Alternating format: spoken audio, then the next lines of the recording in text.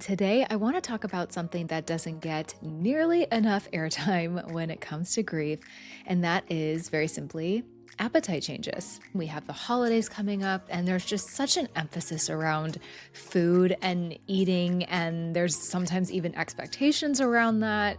But grief doesn't discriminate depending on what time of year it is or what expectations are in terms of when and how you are supposed to eat. So, that all aside, no matter when you're catching this episode, anywhere, anytime during the year, whether you are finding yourself barely able to eat or seemingly eating everything in sight,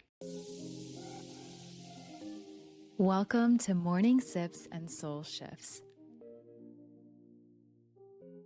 Welcome back to Morning Sips and Soul Shifts on the Life with Grief podcast, your cozy corner of the podcasting space where you can hopefully relax and unwind and find some relief and inspiration along the way for moving through daily life while carrying grief. I am here to be a friend and ally to you. And today I want to talk about something that doesn't get nearly enough airtime when it comes to grief.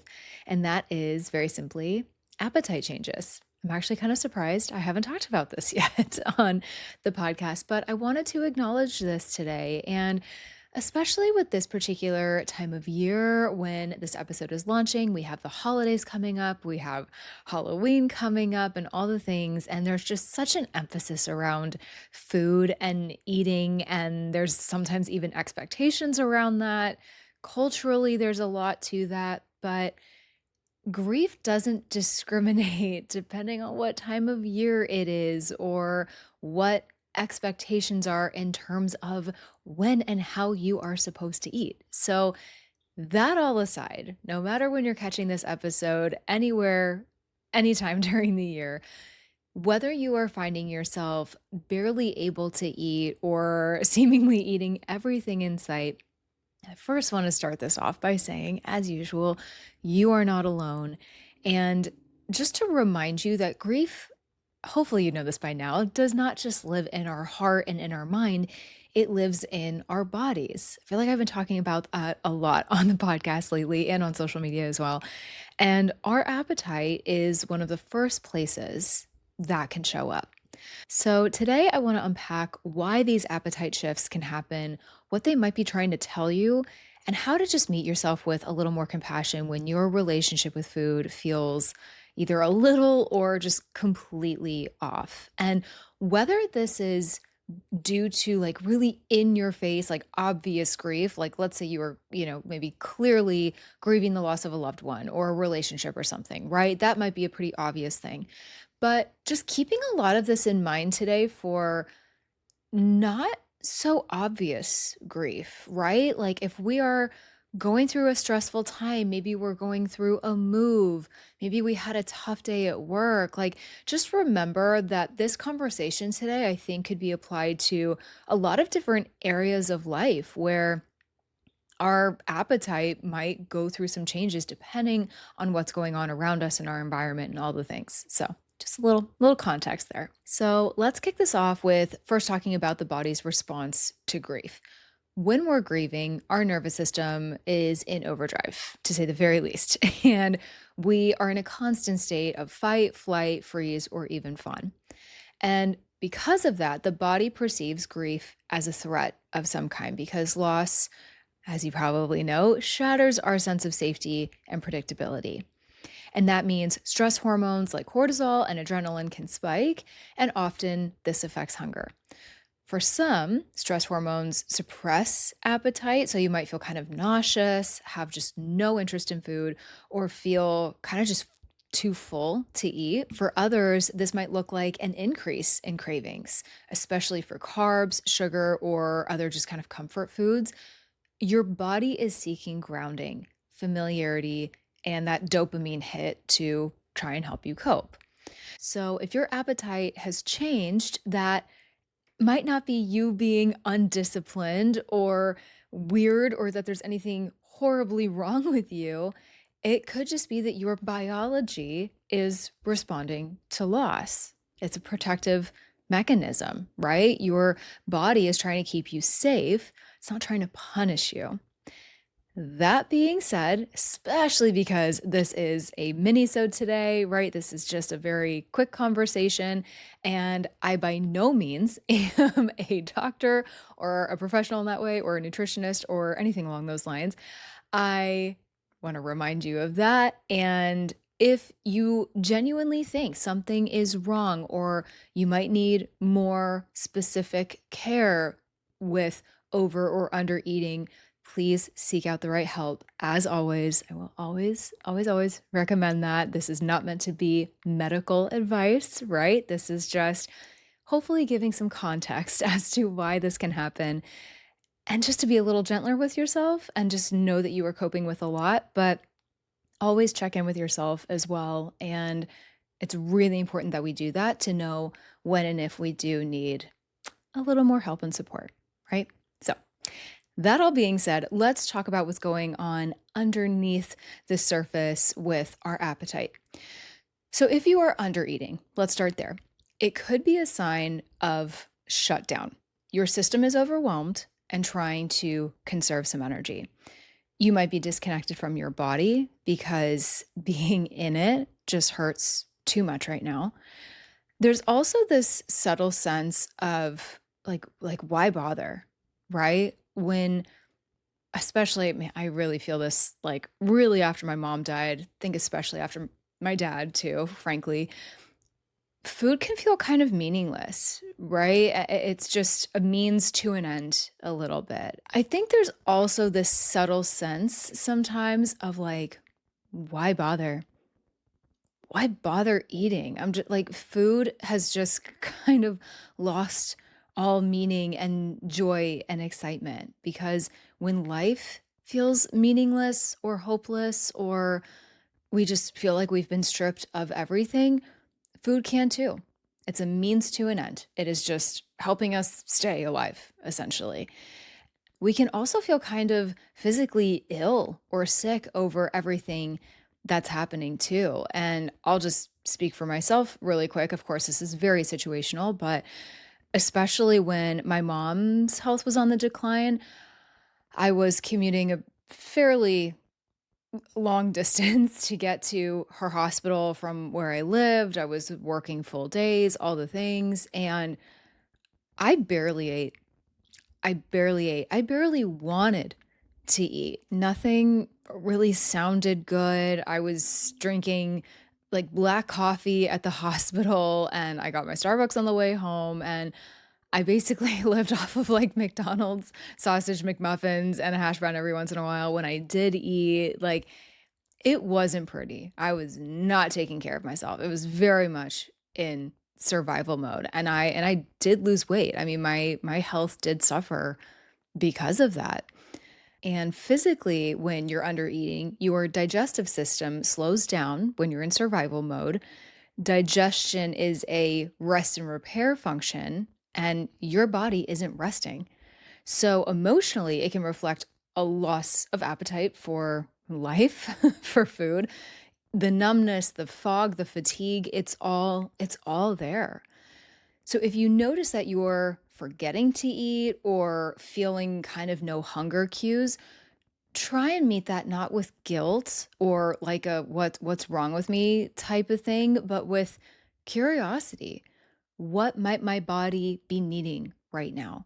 What is some fuel I can give it to satisfy this right now and make sure it's nutritious enough? Which I understand when you are grieving or you have a stressful situation that is maybe prolonged in front of you, trying to make a healthy dinner or even having time to do that is like last on the list of priorities. But I've talked about this in some other episodes, but take advantage of people around you that might want to support you, that might want to bring you a meal. Take advantage of things like Instacart or whatever. Yeah, it might be a little bit of money up front in terms of like delivery fees, but what is that really in the grand scheme of not having to go run that errand yourself, or taking just one thing off your plate and really giving yourself that time to rest so your appetite can hopefully start to come back a little bit. All right, so now let's talk about what is going on under the surface with overeating. Overeating, especially comfort eating, is also a coping mechanism. It is the body trying to soothe itself. So, food can, I think, for a lot of us, bring a sense of control or predictability when everything else feels so chaotic and so out of control. You might be trying to fill a void, quite literally. You're just doing it with food instead. Certain foods trigger dopamine and serotonin. So your body is instinctively choosing anything that can lift your mood or something to numb the pain. So if you've ever been stress eating, late night snacking, or going back for seconds or thirds, again, I always want to reiterate, you're not doing grief wrong.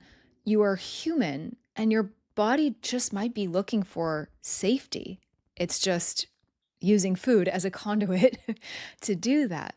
But long term, it's helpful to explore, again, doing these check ins. What am I actually hungry for? Am I actually hungry too, right? Those listening to our body, being an embodied person, listen for those cues. And emotionally, what you're hungry for, right? Comfort, distraction, connection, rest. And what emotions are you soothing or avoiding with food? Neither extreme, over or under eating, needs judgment at all. They are both messengers to tell you that something just needs to be looked at, coped with in a different way, and needs some love and attention right now. So, as we start to wrap this up, let's talk about kind of finding our way back to nourishment a little bit. And remember, nourishment isn't just about food, it's about how we feed our mind, body, and soul during grief. So, a good place to start could be by simply noticing what your patterns are without labeling them as good or bad. The only step I'd want you to take here is just to observe, check in, and see what's going on, and then taking the next step from there.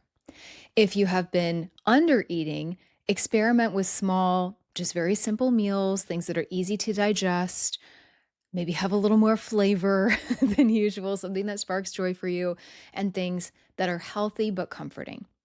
If you've been overeating, try pausing before meals or you go into snack again and ask, what am I needing right now besides food? Also, staying hydrated.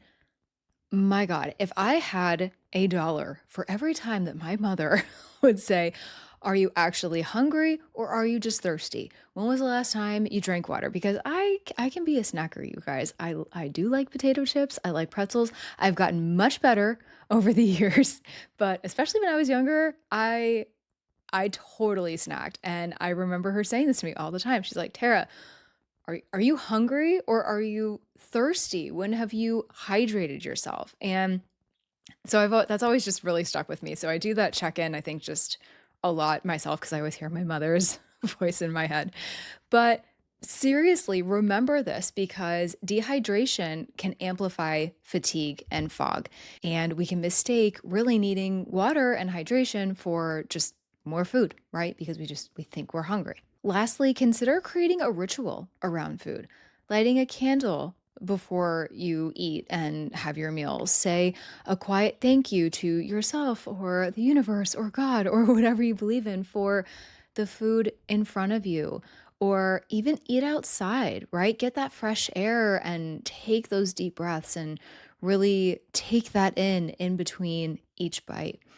All of these little practices are moments that can help reintroduce presence and care into that process and also just kind of help you appreciate life and food just a little bit more again, because I know that can go straight out the window when we are going through something difficult or traumatic. I know I have been there, but there's a lot of amazing food out there and we want to enjoy it and enjoy it in moderation, right? In a healthy way that makes sense for us and we don't want to overcomplicate it. Remember that there are so many amazing dishes out there that are not too difficult to make but are perfectly healthy. So I implore you, if you are kind of struggling with this, to get excited and get curious about that because at the end of the day, your body wants to feel safe again. And food, in its truest sense, is a way of saying, I am still here. I am your temple and I deserve care. And one of the most amazing ways that we can give that to our body and treat it as the temple that it is to nourish it. And to come back to my earlier point, by nourishing our body, we are nourishing mind, body, soul all at the same time. And slowly but surely, you are going to feel better. You're going to start feeling more like yourself. So, to kind of close this out, if your relationship with food has felt all over the place or just at least a little bit off since your loss, please know, in my completely unprofessional opinion, just as a fellow griever and a grief guide, that there is nothing wrong with you. Your body is just trying to navigate something it perhaps never has had to before. And I say this all the time, even if you have gone through a loss before and you think you should know what you're doing and you've, quote, walked this path before, every single situation is different. So, yes, one traumatic event might be able to set us up for a little more success if something else comes along because we can maybe emotionally regulate ourselves better, whatever it is. But every single situation is unique in its own right and needs to be treated as such. And if differences in your appetite has been sort of an outcome of all of this, I just want you to know how normal that is. I get so many clients actually that typically, I'll be honest, it's more on the overeating side. They feel a lot of shame around that. They're like, I've gained like 30 or 40 pounds or whatever it is. And seriously, we start working together. We get to the root of the grief that they're feeling and get to the root of the things that are really affecting them on a day-to-day basis to gently change those habits. Like, we are not just talking about how sad they are. Like, the work I do, truly, you guys, it's so deep and it goes so much more below the surface and into so many cracks and crevices of our day-to-day life that you would be